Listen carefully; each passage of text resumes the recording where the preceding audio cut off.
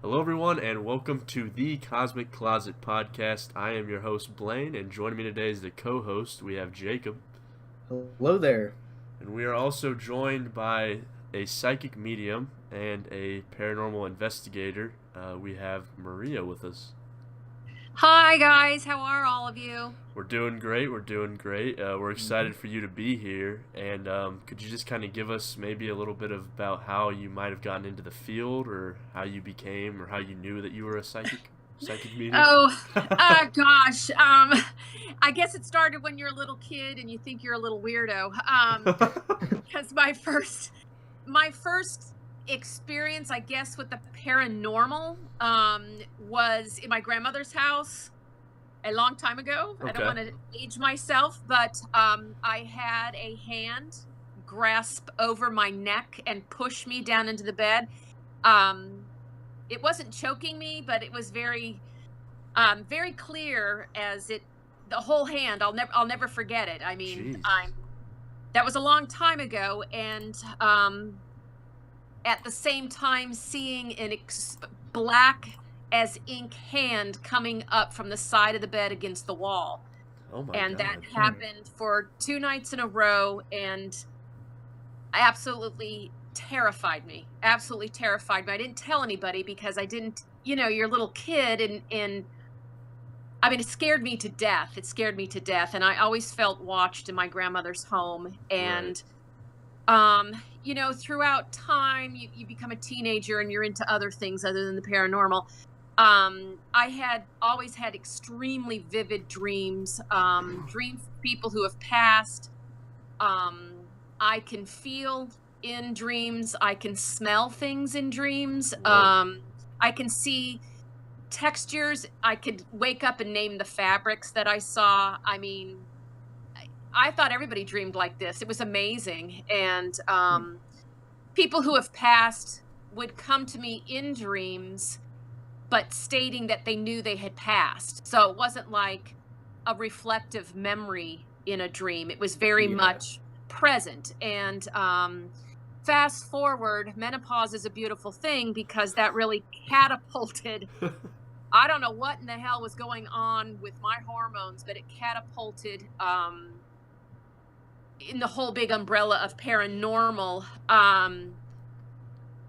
stuff that I could now see. I would smell cigarette smoke. So I was always blaming my neighbor for, I rented a townhouse in Northern Virginia, and it just went, it just built from there, and then going to particular well-known historical places, and it just got more intense and more intense. And my husband and I bought this home, and it was off the charts. And actually I went to a medium and I'd never been to one, and I'm like, somebody's got to fix whatever's going on in my home. Right. And it just snowballed from there. And I worked with her because she said, lo and behold, you have abilities. And I looked at her like, you are nuts. How bad do you need money that you are telling the person you don't know anything about that I have abilities? And she's like, so I worked with her for over a year, and fast forward, here I am. So, I'm not out to be a millionaire. I'm not out to desperately search for a show on the Travel Channel. Right. I just am what I am. And I fell into the paranormal thing, helping a friend who was crap was going sideways in her house. Mm-hmm. So, it just went from there. So when you're awesome. when you're saying you can sense these things, do you physically see it, or is it only like smells or sounds? It just depends on the energy. I would say for the most part, it's like your mind's eye. It's I don't see them like, I'm looking at my desk right now. Right. One of the girls on the team, she sees them like, you see the mail carrier. I will get feelings. But I will see them in my mind's eye, but very vividly. I'll be able to describe their height, what they're wearing, how they're behaving, the whole thing. And that as days go on, that becomes more vivid as far as being able to describe what I'm seeing. So yeah, that's always exciting when you're going to a small historical location and you say to a docent, "Hey, who's the 7 foot tall gigantic guy who's breathing down my neck right Oh now?" my And god. they're Oh just looking wow. at you like, "What?" And I'm like, "Yeah," and I'm describing how he behaves, what his job might have been, and they're like, "Oh my god, that used to be the jailer back in blah blah blah. He was a big What? dude."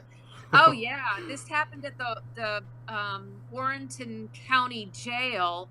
That's now their historical society. It's all in the same building, and that place was off the chain. A friend Sheesh. recommended for me to go. She's like, "Oh, see if you pick up anything." So I'm thinking no big deal, and I'm thinking I came back and I'm like, "Are you out of your mind?" That place was nuts. Oh my gosh. Between jails back in the day held everything from, petty theft to stark raving lunatics Oh until right. they Yeah. had a place to either put them or do something with them. Oh God. That's God, that was exciting, let me tell you. That was so You surreal. years ago, Blaine and I went. I guess you could say ghost hunting at Amateur. yeah, at a jail in somewhere nearby. It was kind of spooky, but yeah, we don't have abilities, so we couldn't really sense Yeah, Yeah. anything. they just converted it to it's apartments now, but yeah, Oh, great. it still has the full outside exterior. You can still see the bars on the windows. Oh my goodness. And I'm sure for sensitive people, they pick up something. Oh You yeah, you no, we have to, because the buildings like that, when there's so much range of emotion, they hold that. They hold that. That's why a lot of people investigate hospitals and jails and sanatoriums and in places that hold such, just awfulness. It's right. oh, if that's a word. So yeah, Well, I and wouldn't want to live there though. So Yeah. I right. couldn't handle it. Well, a big thing that we kind of have been hearing about is like this idea of like residual energy after Hmm. incidents happen, or like battles or something like that. Do you Right. believe in that kind of idea? Most definitely. Okay. Most definitely. I can see, where I live is not far from a noted battlefield in Virginia, and you can't throw a rock in Virginia. You're Yeah. not at some plantation or a battlefield, but I can, in fact, the Confederate troops for this particular battle came down a road that I can walk to get to the back end of this battlefield. Well, anyhow, I go up there frequently. It's a beautiful place to walk. Hmm. And there is both types of there's intelligent activity going on, and there's residual. And residual, you just see them repeatedly doing something over and over, and it seems like they're completely unaware of anything else going on.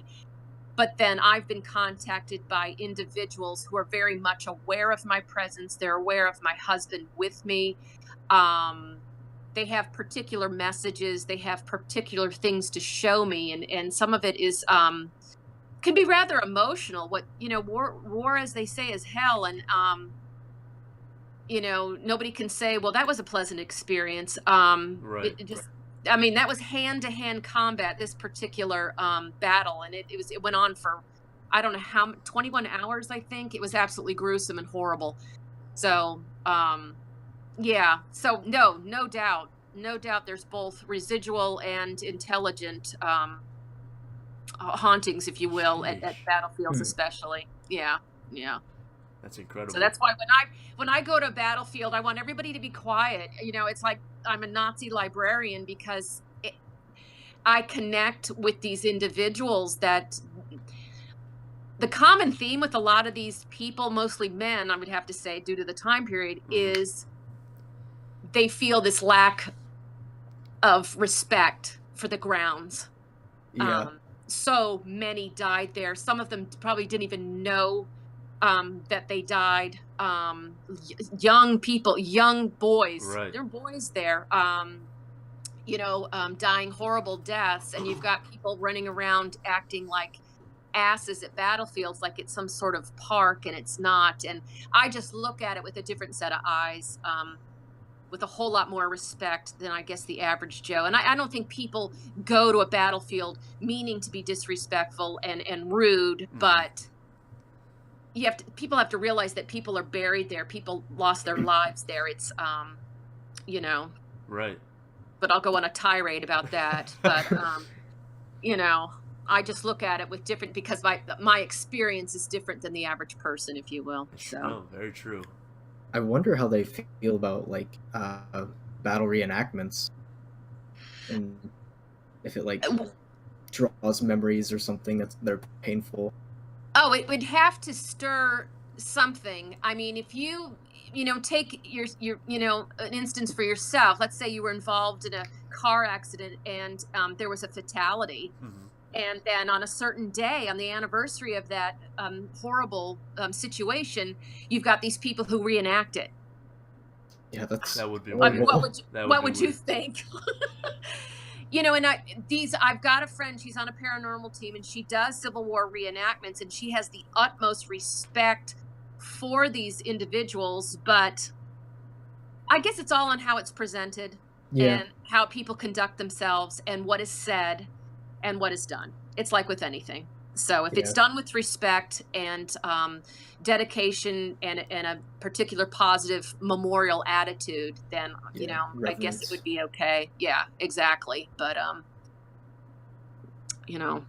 don't know. I've never been to a reenactment. I've seen them on TV. Right.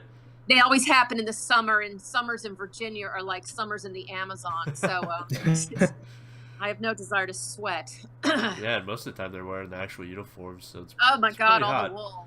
I would die. So I can't stand heat. In these investigations, you mentioned that you can see them more in your brain. You can't physically see them through your eyes, but your brain is your eye.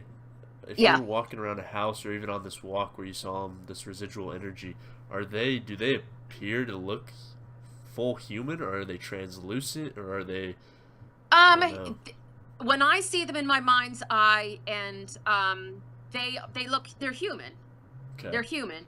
Sometimes people might see, we have clients who are dealing with what they call shadow figures, or shadows dashing past them. So they see a blackness.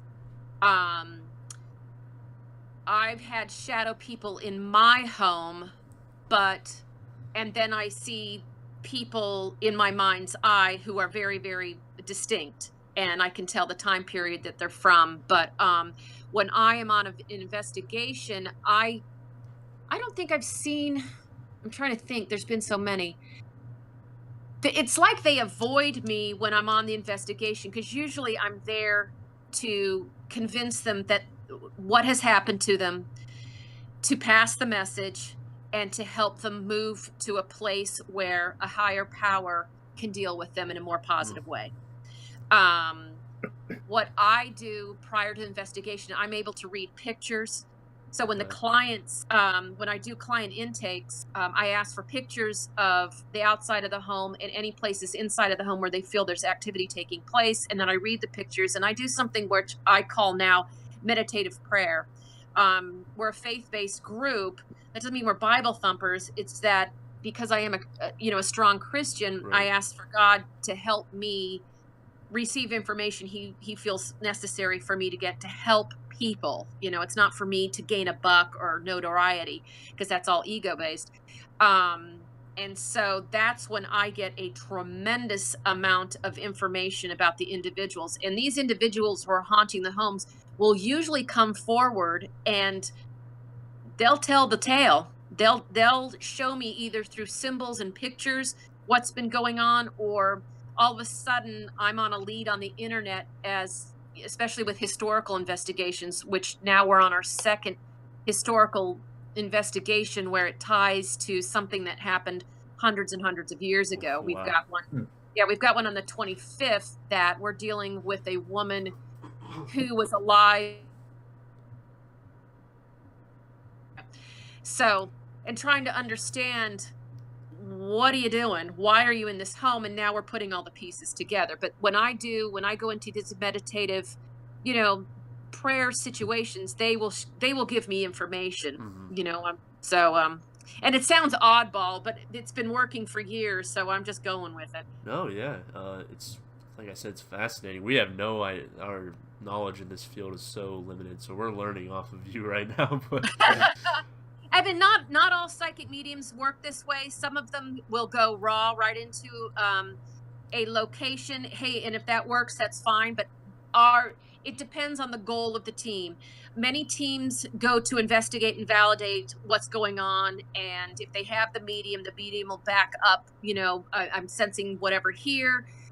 Our goal with our team is to not only validate and gather, the scientific evidence, if you will, but to help that entity move on, because our clients are usually unglued when they contact us. They are frightened. Some of them don't stay in their homes until somebody can come out and help them. The family we're helping on the 25th is at that spot. They've had enough. They have had enough. The husband has been scratched. This thing is constantly watching the wife, and is in the children's room. And I don't think it means any harm. Well, it doesn't like the husband, but it's completely wanting to take over the house. Wow. I mean, keep the children and the wife. The husband can go someplace else, right. But you can't live with something like that. That they've got 3 small children, and she can't stand living in her own home. And it's a 6,000 square foot home. It's a beautiful home. It's near the water. No one wants to live like that. No, so it's horrible. Yeah. So our goal is to help and move. So I don't go cold into an investigation. Now, if something does pop up to give us validation, between my other teammate and I, because she's sensitive, then that's fine, and that will help us. We have different types of equipment that sometimes things will pop up that that will help us along. So it's multifaceted. Is your team involved in like exorcisms or just cleaning out Absolutely houses? not. Absolutely not. We do not make that perfectly clear. I am not an ordained priest. Right. If I feel that it is demonic activity, there's different levels of demonic activity. If I feel that it is a full possession, I have people to contact, but I will absolutely not go near that in any way, shape, or form. Really? Oh, hell no. Hell no. Not because, I'm so terrified. It's because, I'm Catholic, and, I've been taking a lot of classes, and I'm not qualified. I am not, if you want to call it, allowed by the Catholic Church to do such a thing, and I could cause more harm than good. You have demonic oppression, and you have infestation that you could take a strong swing at through the rites of deliverance, but as far as an exorcism, absolutely no way. And people who think they're going to take on a demon during a possession is sadly mistaken, that they think they're going to do that and not be a ordained Catholic priest. The minister that we had on 3 weeks ago, he has performed a few, and he said it's absolutely terrifying, and you've just validated that. But he also said, and I don't know if you agree with this or not, but Blaine, you cut out for a second. Sorry. The minister that we had on, he said that he's performed a few exorcisms, but then is he a Catholic priest? Yes. Yeah, I believe so. Okay. He believes that, and he's kind of I think he's a self-taught demonologist. He's been studying it for over 20 or 30 years. He says that all ghosts are demons. He doesn't believe that if you die, you remain on Earth. He thinks that all of the ghost instances are actually demons. Would you? No, I understand what he's talking about, but I would respectfully disagree. Okay. You think it's possible to stay here after we die? I don't think it's a matter of staying here, like, how I stay in my home. Right. I have had contact with relatives who have passed, and it's been pleasant experiences. My faith in God is so strong that I know that I can discern between something demonic and something that is a relative. My sister-in-law is a sensitive, and my nephew's a medium, and her father is in their house frequently, and it's a very pleasant, very peaceful, very calming, and quite beautiful experience when he comes in. But I have read accounts where there are there are clergy who feel that all ghosts are demons, and it's been my personal experience. I don't want to speak on behalf of every single Right. person, because that's bold. But it's been my experience that that is not the case. That is not the case. I'd love to talk to him about that, but it's not been my experience. It's not been the experience of anyone that I know who's a psychic medium and or a strong sensitive that that is the case. Right. It was just And interesting. I've had my grandfather, one of my grandfathers, I'd have to say, people loosely throw around the word demon and they don't take responsibility for the weight of that word. I do believe my grandfather was a very evil entity. He wasn't a nice man alive. I didn't really know him that well, so why he came to my home, and it could be the broken relationship with my father, blah blah blah, family drama. But he brought in dirt in my bed. It sounded like a large rat running across the ceiling of my bedroom. Whoa. Knocking on the left and right sides. I put up with this for about 3 weeks. Oh my gosh. The rotting flesh smell in my master bedroom and the master bath was horrendous. Oh, that's what the priest said. He said that's a sign Yeah. of Oh, demonic yeah. activity. It was horrendous. It was horrendous. And I had to bring, I had another team before the one I'm on now come out, and we had to get him out. And, I blessed the home. I cleansed the home. I did the prayer of Saint Benedict. I did the rites of deliverance and got him out of here. But I'm telling you what, that was a nasty mofo right there. Sheesh. I mean, my terrifying. husband could hear the thing running in the ceiling, and he's a retired Marine, and he said the pattern in which this thing was running. You have joists in your attic, and then you have insulation, but this was running as if there was nothing up there but just sheetrock and a flat surface. Jeez. There was no hesitation. So if you're thinking about a rat running, they're going to run flat. They have to jump over a joist, run flat, Right. jump over. That's if there's no insulation. Now, my husband went up there with traps and the peanuts and the whole thing. He looked for, droppings. He looked for nesting material. He looked for a hole in the soffits. Absolutely nothing. Because a rodent could destroy your wiring and make it's just disgusting. Nothing up there. Absolutely nothing. Sheesh. And I'm telling you what, that was terrifying. I mean, I was so terrified at night, I would not use the master bathroom. I'd close the door and use the guest bath. So I had to walk down the hall, and I left the bathroom one night, and I stood on the, just right outside the bathroom and could hear teeth clomp down right next to my ear. And I'm like, that's it. And I had a REM pod. I set up a REM pod right at this landing. And one night, my husband's jolting me awake. He's like, that damn thing is going ape crap in the hallway. And he said, that'd be so scary. He's like, look at what it's doing. I mean, if you're familiar with a REM pod, it picks up a break in electromagnetic field, blah, blah, blah. All the lights are going off. It's as if somebody has grabbed it with both hands. Oh my It God. went off for a good 2 minutes. And he says, are you going to get up and turn it off? I'm like, I'm not going near that damn No way. thing now. So could yeah. you sense it, or is it all just physical, like noises, and you could just obviously see the REM pod going off, but in your brain eye, could you see this thing in No, your I house? could You not. couldn't? Now I could see a shadow, like at the back door, but then I forget the name of they call it pareidolia or something like that, where your eye kind of, it's like when you see a dragon in the clouds, that type of thing. But it was more, now he would scream in my ear and wake me up in the middle of the, oh yeah. And I had a medium. She says, I told her something's going on in the house, and she's going on and she's like, are you getting sand? Are you finding sand in your bed? And I'm like, oh my God. if I'm at the beach, maybe you're gonna have sand in the bed, but I'm not anywhere near the beach. And she gave me validation of my grandfather, because before she wouldn't go in the house at first, and she stood up and she said, "Who is Christopher?"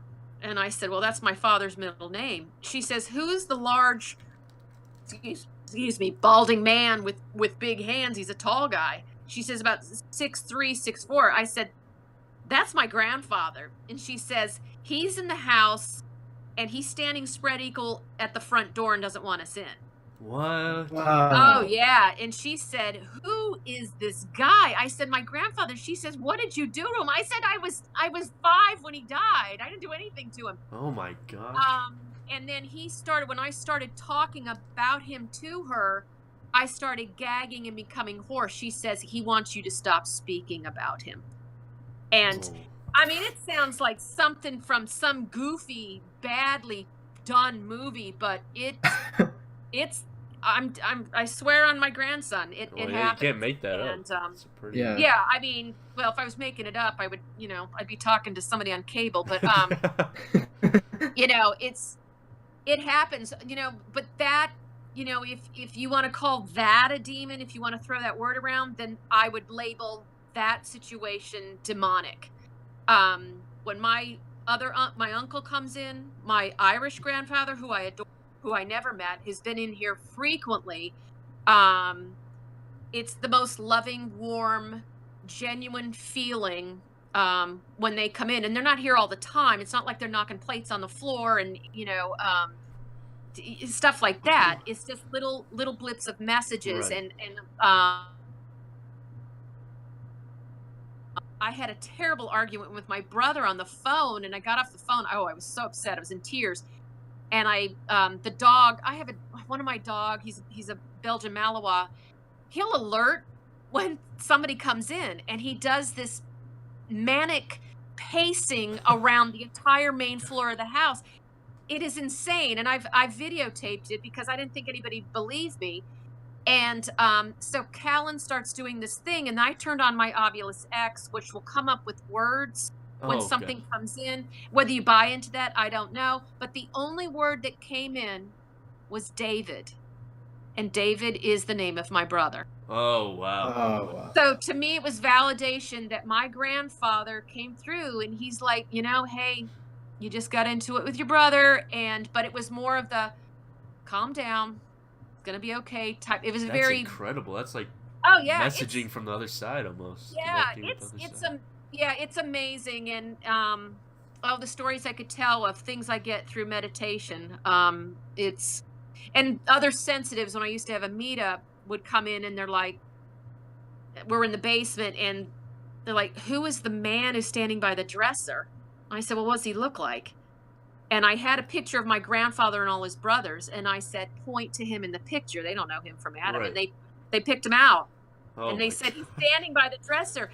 I said, "Well, he's really shy, and he's interested in what we're talking. He's not going to come in here because he's just a reserved person." So he's just, Gee, that's incredible. yeah, but it's all on how you look at things.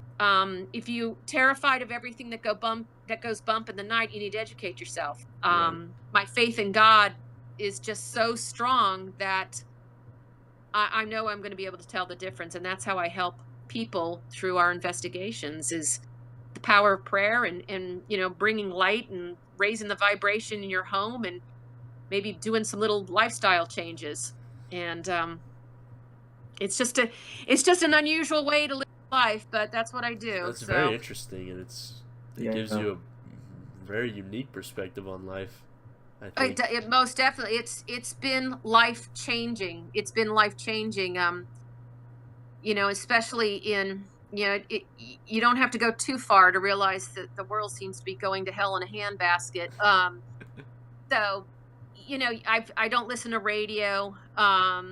I try to stay off social media, but it's hard because, our team, we tried, that's how we connect Oh, right. with people to find us. So it's hard to miss out on what's going on, but it can drag you down, and it can lower your vibration, Mhm. and let, move you far away from your higher power. So you have to be cognizant stay positive and to pray for people who seem to be not doing what's best for themselves or other people. So Right.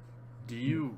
So this might be a little bit off track, but if someone comes in for a reading, hmm how do you get started to kind of read them? Almost, is it palms? Is it? no. It's what they do is, obviously schedule the meeting. I ask for a quick, like right then and there, picture of themselves, Okay. because usually they'll make an appointment a week out, 2 weeks out, and each morning or every other morning I will ask for guidance through meditative prayer, and I'll get information. And sometimes, depending on the client, I'll get pages and pages of information, sometimes a couple of pages. It just depends on what they're asking about, and the person, and that has been unbelievably successful. Unbelievable. And I've got reviews on Facebook that I've been able to help people. I don't give you lottery numbers. I don't tell you when you're going to die. I'm not going to tell you if you have cancer. That's not what I do. I don't do tarot cards. I don't do I own a crystal ball, but I do not use it. It just looks cool. I don't do any of that kind of stuff. So when they come in, and I'm very straightforward, I'm faith-based. I'm not going to say spirit. I'm going to say God. I'm not embarrassed to say the God word. Right. So yeah, I work from the photographs, and some of them are like, "You do what?" And I said, "Hey, what can I say? It's a gift." And I've been able to, read people without the photograph. It's not like you don't have a photograph. It's You're getting more bang for your buck, if you will, Mhm. if you can do this ahead of time. Right. So yeah. In fact, that's how I met the guy who founded this team. Is Before I joined his team, I was helping him with his investigations, and he'd say, "I've got these pictures. Can you help me? Are you getting anything?" And I would help him, at least steer him in the right direction of what I was getting. And then lo and behold, my team dissolved, and then he asked me to join his, and we've been going strong ever since. So And I saw you, all of your investigations are, you do them for free as far as the paranormal side, so most definitely. Most definitely. that's I have a big problem with the team, and most good, reputable teams also have problems with anyone who would charge money. really. Anybody. I mean, oh, hell yeah. Um, if you want to help with gas, if you have a long trip, hey, that's one thing. We don't even accept gas money. A Wow. cup of coffee would be nice, especially if I've got a 3.5 hour drive there and back. But no, I think, when you're asking for money, you're tainting the investigation. I mean, if I've just paid you $100, of course you're going to come up with something. Oh, that's true. Yeah. Yeah, I didn't even think about that. It's a tremendous incentive to give the client, a little excitement. Yeah. So, yeah, got a big problem with that. Some clients are shocked we don't accept money, and I'm like, good Lord, So absolutely no way. is it like a philanthropic kind of thing then? Because you have to pay for all of your equipment and stuff too. Yep. Like, how do you fund all that? It's called your American Express cards getting thin. Um, all the equipment, everybody on the team has, it's out of their own pocket. I've got some nice stuff only because I think it's really cool. I'm like a kid in a candy store. I just bought the Paranormal puck. I have an SLS camera, which was a hefty amount of money. We have all the bells and whistles, and but some clients like to have that validation because a lot of them are super skeptical. I mean, either the husband doesn't believe and the wife does, or vice versa.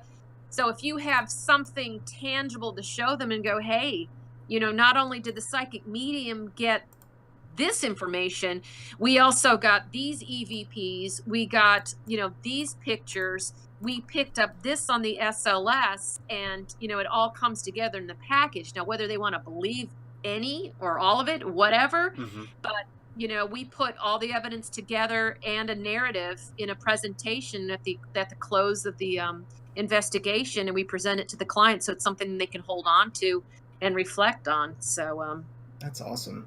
Yeah, it's a So lot of work, but it's it's fun. It's a labor of love. That sounds really fun.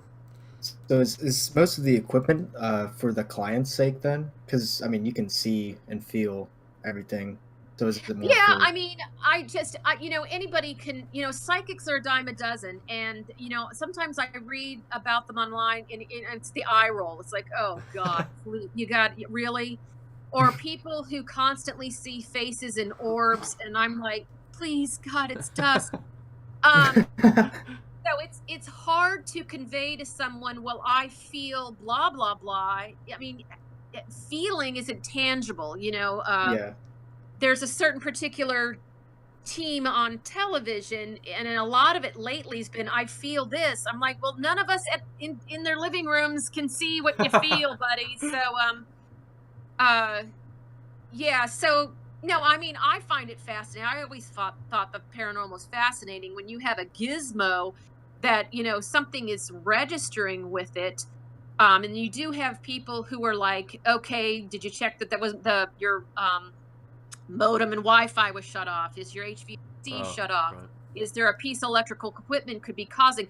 So it really causes you to really think in all aspects, in the paranormal, in the psychic field, and the whole thing. So what you're coming up with is valid.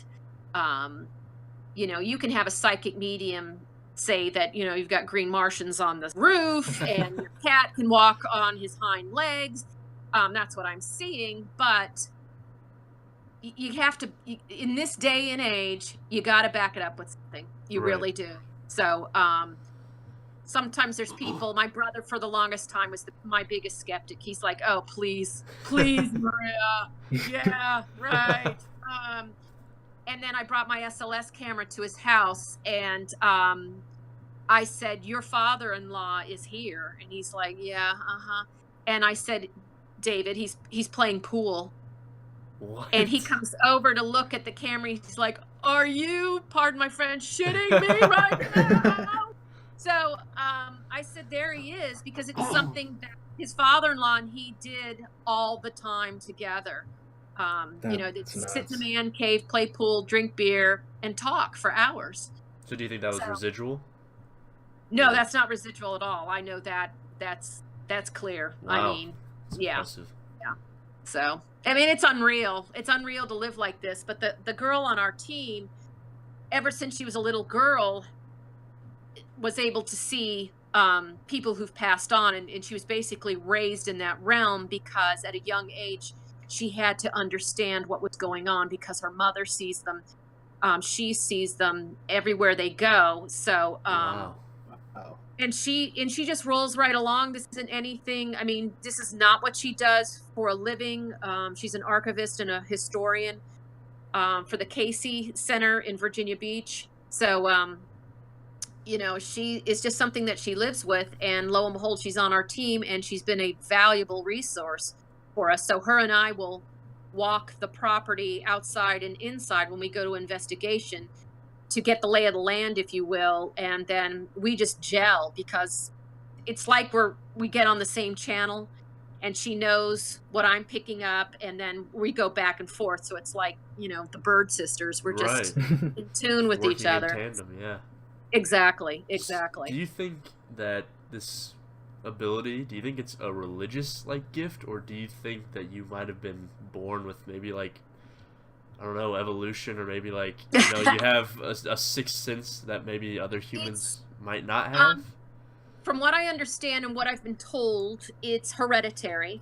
My daughter is sensitive. My nephew is sensitive. I'm pretty sure my mother is, but it's something that during her generation you certainly didn't do.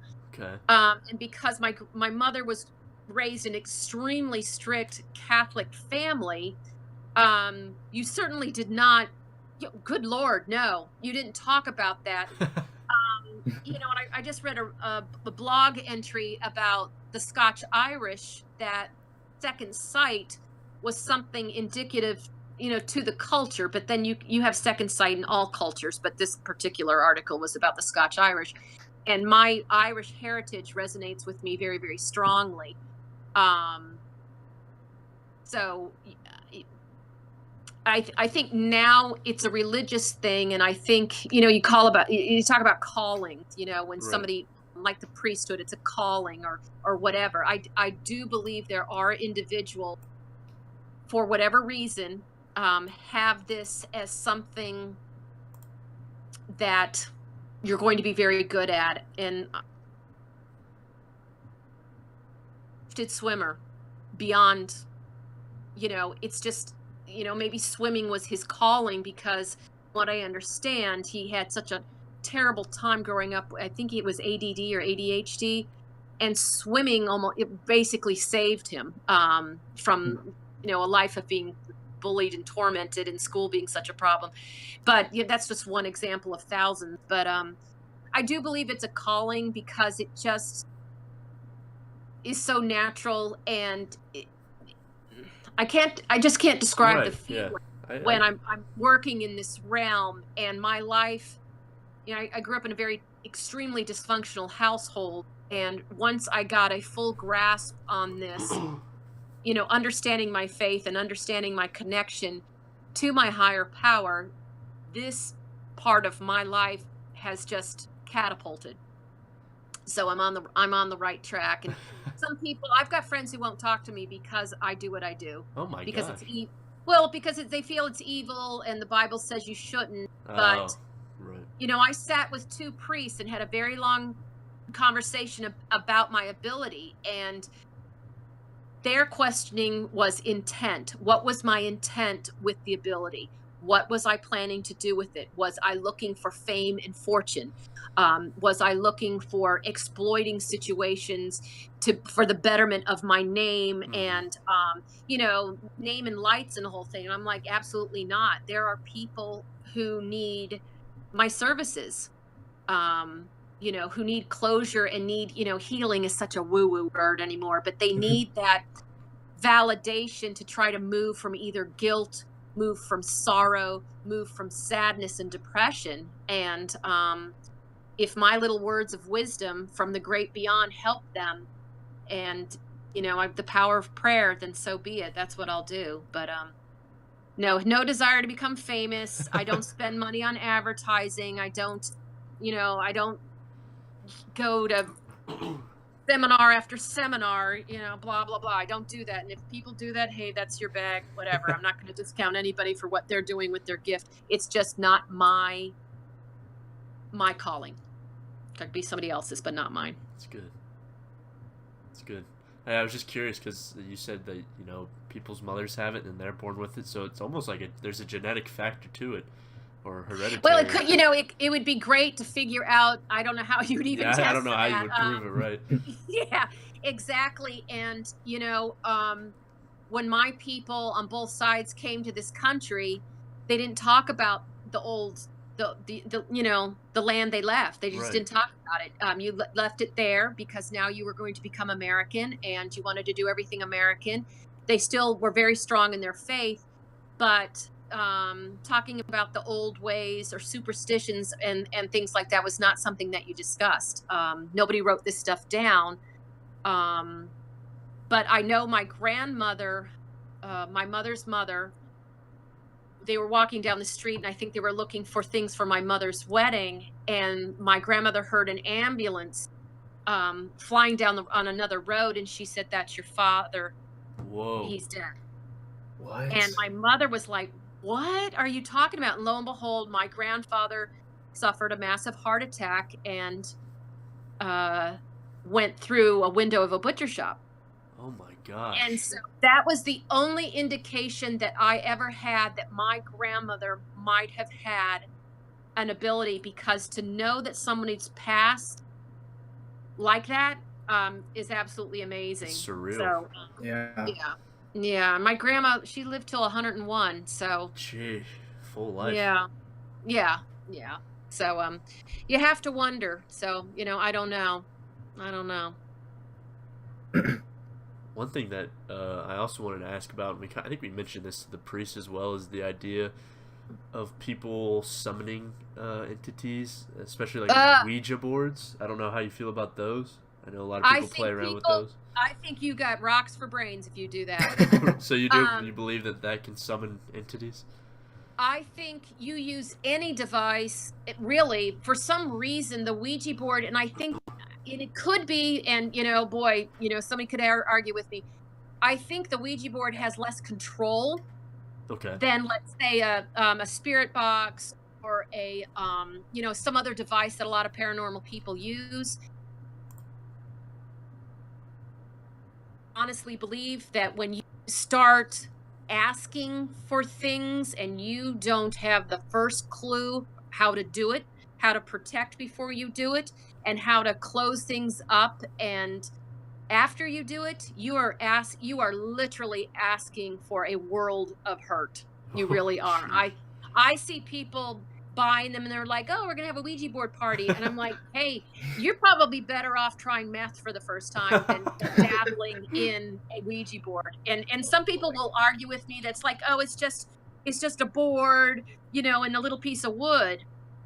Okay. Yeah, no, my mom, when she was growing up in high school, she said that they busted one out during a party, and she left the house because she didn't want to get involved with it.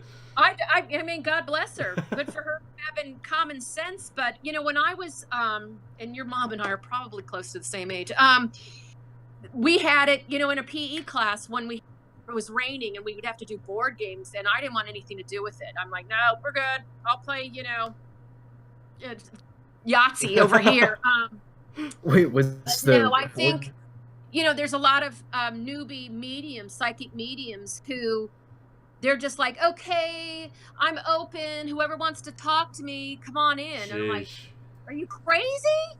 You are crazy. So I go through this whole ritual when I start my work. I want to be very, very particular about who comes in, why they're coming in, and who's going to usher them in. Because we've had a lot of cases where somebody, and usually a child, has abilities and they don't know it. And so I take the role of how to appropriately introduce them, if they're going to do this, how to do it correctly. Because you become, I always, set up the story of you become like a lighthouse. And every ship in the night is going to see you once you become open. And it could be a pirate ship, or it could be, a group of fishermen. Right. And everything in between. So you have got to be super, super careful about what you're asking for. That's a good analogy. I never thought about it like a lighthouse. Yeah, I mean that's the easiest for somebody to understand, especially when you're talking to preteens. A lot of preteens, because puberty usually starts a lot of stuff if somebody has abilities. But yeah, I just it's like somebody who grew up on a farm, and then they're going to drive to South Central LA, and walk around with their windows down and doors unlocked and think everything's going to be. It's the same thing. They aren't prepared. You have to be prepared. Right. So yeah, same thing. Ouija boards, no, thank you. Somebody else, you want to play with a Ouija board? Go to it. Don't go near my home or anybody I love with it. So. I was gonna ask. Sorry to go back to the. Or did someone break it? Oh yeah, I mean here we go. This was like 1973. Okay, back then. First of all, you didn't have the internet, and you didn't have the information available to us now, and it was right up there. I mean, with oh God. All the other board games, the Monopoly and everything that was popular. And I vividly remember seeing it, and some kids pulled it down, and, they didn't know what they're doing. Somebody shoving the little doohickey. And I thank God somebody in the realm of I don't know what steered me away from it. But yeah, I mean, I don't think they do it now. Plus, school now is so regimented that even recess is structured. So board games is not something that a teacher's going to whip out, because you have to have a lesson plan for your recess now in many school divisions. So I doubt board games would even come into play anymore. I'm sure at slumber parties they do it, but Oh but yeah. Yeah, then it it's gives you them. can still buy it at Target. It's always on the shelf Oh whenever yeah, I they've go. got them at Walmart. Yeah. They got them everywhere. I mean, hey, if somebody's gonna make a buck off of something, they're gonna make a buck off of something. God bless the USA. We got to make some money. Yeah. Well, that's fascinating because we've always been curious about it. We've just never done it because we're always scared and we don't want to buy it. But Well, I wouldn't advise it. Somebody else would say no big deal, but I wouldn't yeah, advise it. of course, yeah. No, it's a whole can of worms. Yeah. Oh, I'll it take your is. I word mean, for it's it. just like when you do the spirit box sessions and you're asking a bunch of questions. You don't know who you're talking to. You Yeah. don't know. Have you ever dealt with like an attachment? Has something ever followed you home? I had a young boy from a cemetery where my German side of my family was buried. He followed me from Pennsylvania back to Virginia, Oh my gosh. and he wasn't very menacing. I think he was just a little lost, and I set him straight, but very respectfully. Right. And I'm trying to think. I had a soldier once trying to get in the car with me from a battlefield. Oh my Um, gosh.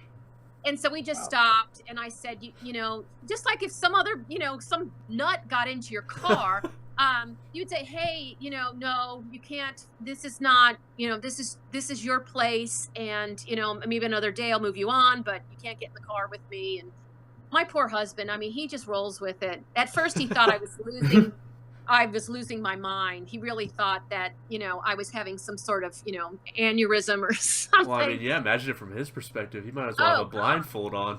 I mean, you can't see what you're seeing. Yeah, It's so incredible. but he's a believer now because he's just experienced way too much with me to say, this is a hardcore Marine. I mean, he's long, it's black and white. They're, got to have your Right. evidence. And now he's like, holy crap, here we go.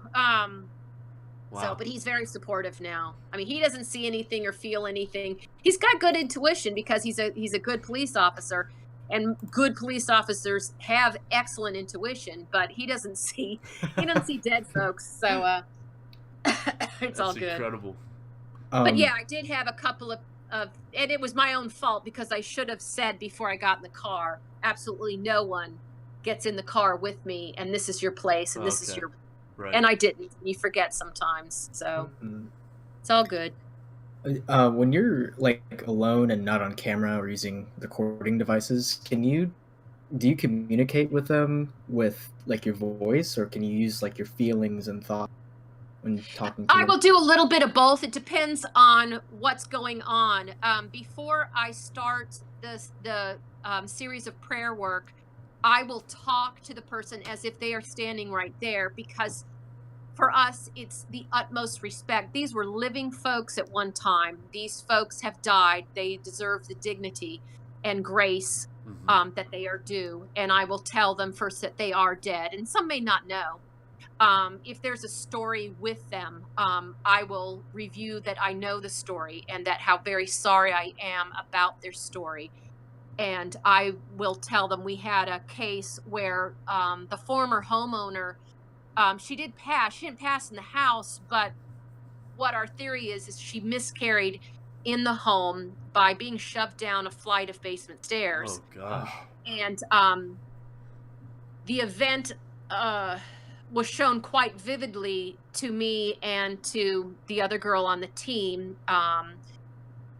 And it was picking up, the figures were picking up on the SLS, and she wanted us desperately to go to the bathroom where this happened in the basement. And I could smell bleach where she cleaned up a tremendous amount of blood. And I'm going to try not to get emotional because it was absolutely horrendous. Sheesh. She wrapped the child in cloth in sort of like a shoebox type thing and buried the child on the property. And I had seen where she wanted me to go to the back of the property. Now, it's 5 acres, so there's a lot of property to go to. Right. But Jessica, who's the other sensitive, I said, Jessica, she wants us over here. She wants us right. And I said, I'm trying to, use, science. I'm like, okay, the time period, it's going to be a large tree right now. It's going to be a hardwood. And we found the tree, and lo and behold, a cluster of English ivy was growing at the base of the tree. Now, English ivy is not native to Virginia.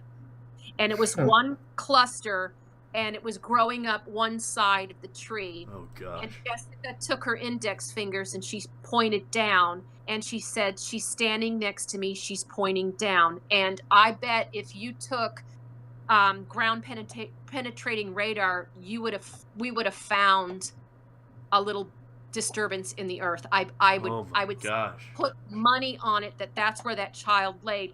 So right before I did my prayer work, I talked to this woman. I said, we have found the grave of your child. Your child, has gone to heaven. Your child is waiting for you along with your husband, your parents, your sisters, your brothers. You go through the whole litany that it's okay. You can go. You don't longer, you don't have to be here. She didn't want to leave because she felt like she was leaving the child by itself. And it was the saddest thing in the world. The saddest thing in the world. And she was in the living children's bedroom. And she would hum a lullaby to them, because when I hummed the lullaby to the homeowners, they freaked out. And they said, we hear that all the time. Wow. And she was drawn to the children. I mean, she missed this child that she had living children, but she was drawn to this child that she had lost so tragically. And she was drawn to the children, and she was trying to protect them, but it's unnerving for a child who's 4 years old to see this shadow in his bedroom and screaming his brains out. And be terrifying. Oh yeah. And then they would hear screaming from the basement, and that was this woman reliving that day, and desperately wanting help and not knowing how to do it. The dead can't write you a letter and go, dear current homeowner, right. I'm having some issues, and if you could just talk to me for a minute.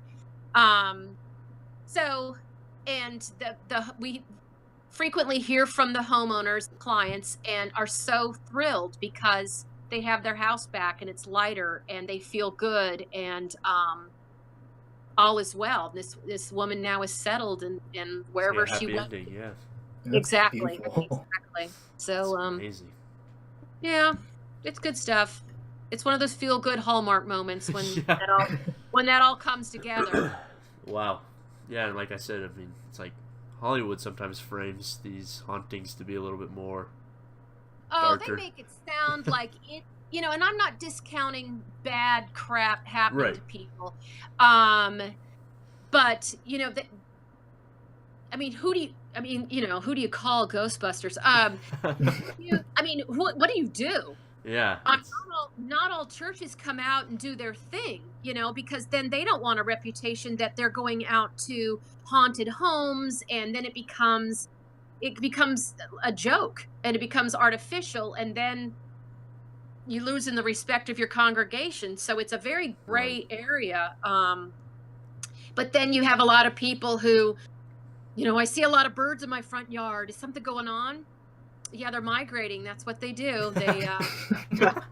They are going to be in your yard. So now everything. So you try to find that balance between true paranormal activity and people being freaked out over everything.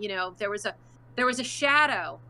Okay, it could be. You might have mice. I mean, and it's hard. And then we've dealt with mental illness. Client calling, wanting an investigation, and I do the intake, and that's why I do video intakes, because I'm able to pick up the person I'm speaking to, and whether, and you have to ask some hard questions about therapy, prescription medicine, stuff like that, because you can get in a lawsuit somebody who's not, their oars aren't turning in the right direction for reason, and you don't want to mistake any level of mental illness with paranormal activity, and you don't want to be dismissive either. And we can certainly do this with the utmost respect, but I'm not going into a client's home who has significant issues and or are on significant antipsychotics, deal with it and then try to ascertain whether it's paranormal activity or not. Mm-hmm. We had a case and she gave me the pictures of the inside of the home, and I'm like, I'm not getting a thing. I showed them to Jessica. She's not getting anything. And I had to respectfully decline. And the client went berserk. She was furious with me. And I'm like, you know, I have the right to say no. Right. Of course. So you have to deal with that as well. So, it's a lot. Lately, a couple of them have been like, yowza. So, and then, it runs the gamut. So you have to have good interview questions and somebody who's really tuned in to noticing mannerisms, asking questions, same question, but different ways. It's like a police detective, I swear. Right. To try to figure out the deal. Well, yeah, it's like a fake police report. It's the same thing, so. Yeah, exactly. So. Jacob, did you have any last question? Actually, yeah. So recently I've had an obsession with Egypt, and was wondering if it's common for psychics to go to ancient historical sites, like be it Egypt or Greece or something, and possibly communicate with thousands of year old BC. You mean literally or in meditation? Literally, like if they're ancient ghosts and things like that. I had a friend, a very young acquaintance, who went to the pyramids of Giza and was approached by what she felt was a high-ranking priestess. She never got a name, but the priestess was none too happy that anybody was there. Whoa. Oh wow! Oh my god! Yeah, I mean, That's astounding. It freaked her out, and she tried to explain to this woman that she was going there with respect and admiration for the land and the culture. But this, I mean, these pyramids and these tombs were never meant to be open. They were never meant for people to go traipsing through them. But yet we did, in the name of, whatever you want to call it. So yeah, she had a run-in with a high-ranking priestess, and it didn't go well. So oh my gosh. That's kind of awesome. Yeah, maybe you shouldn't go, Jacob. That makes me want to go more, because I mean, it's just like the battlefields. It's just like with anything. It's intent. And if you've ever been to a museum or someplace and you have kids crawling on things and screaming and hollering, you know what I'm saying? It just makes you like disgusted. Yeah. And I'm sure these, these entities or spirits or whatever you want to call it have had enough. I mean, just have had enough. It would probably thrilled if they sealed them back up and nobody goes ever again. So, I'm sorry, I'm going off on like a tangent, but in the case of the question, I mean, I read an article about it's gotten so bad at some of the concentration camps where people go to visit that they're taking selfies on the train track. Oh, yeah. People who took the train to their deaths, to their long, gruesome deaths, and being ridiculous and acting like idiots, taking tourist attraction, pretending that they're there, and that's obscene. It's obscene. I've seen pictures of people climbing on the Holocaust memorial. Yeah, that's great. That's a sad commentary of our society and how little we respect so many things. So then you have people say, well, they're dead, it doesn't matter. Oh God, geez. Great. Okay, well, there's nothing then. We'll just crap on everybody, living and dead. What else is new? So oh my gosh. Well, the floor is yours for kind of the last part here. I have your website pulled up on the screen, so if you want to tell anyone about your services, it's mariafrancis.com, and the link's going to be below. But if you just had a last message for everyone. Just respect. I mean, respect for yourself, respect for your fellow man, and believing in the power and faith in something greater than yourself that makes you a better person, and your hopes to make other people better people. And that's just the name of the game, no matter what you're doing and where you're going. Perfect. That was probably the best send-off on our show. Wow. Yeah, inspiring. Well, everyone, make sure to check out our website, and if you have a ghost in the house, I mean, the services are free for the team, so that's amazing. Yes, it's Virginia Supernatural Research Society. We go anywhere in Virginia. All right, we can and link that some too. parts of North Carolina. Perfect. Well, we cannot thank you enough. You've spent so much time with us, and it was great. And we'd love to have you on in the future, especially if we can get that priest back on for a discussion. That would be interesting. Yes. I think that would be fun. Yes. Well, thank you. It was an honor being able to share my insights and opinions on things. Yeah, we learned a lot, and thank you for sharing. And we wish you the best in the future investigations and readings. Okay. Well, thank you very much, and I wish you all the best. Thank you. Thank you for watching, everyone. Bye-bye.